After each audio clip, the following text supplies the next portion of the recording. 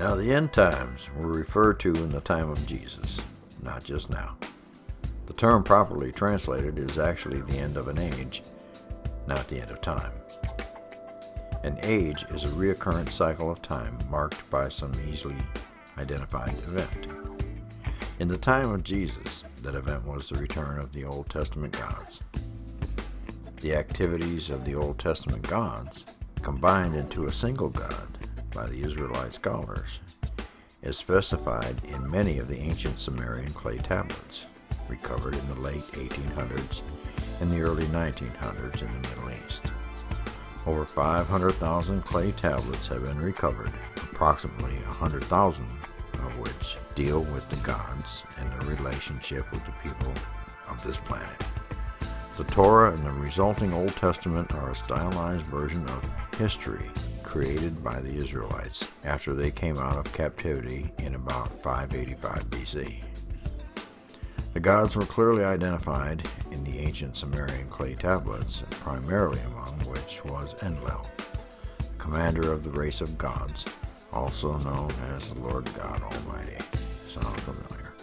According to the ancient Sumerian documents, the gods come from another planet that entered and left our solar system every 3,600 years. The passage of their planet through the solar system marked the end of one age and the beginning of the next age. Chinese astronomers recorded the last passage of their planet Nibiru through the solar system in the year 199 BC. Zechariah Sitchin identifies this race of gods as the Anunnaki, the people of Anu. The ruler of the planet Nibiru, Enlil, was Anu's son. Each time the planet Nibiru passed through the solar system, large amounts of Anunnaki were able to travel to Earth. Nations that had become aggressive during the past age, when there were only a small number of Anunnaki residing on this planet, were brought to ruin by the technologically superior gods. So the end times were associated with the reckoning of nations. The problem was that there was a change in the pattern of the visitations by the Anunnaki. In their last visit, the Anunnaki did not go to the Middle East as they had for hundreds of visits before. Instead, they visited Central and South America. The people in the Middle East were left without an explanation.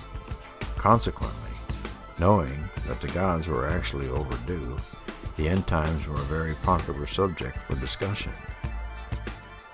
Why weren't they here? What has happened? What does it all mean? The subject of the end times with the identifying events was subject to a great deal of speculation, and that speculation continues to this very day.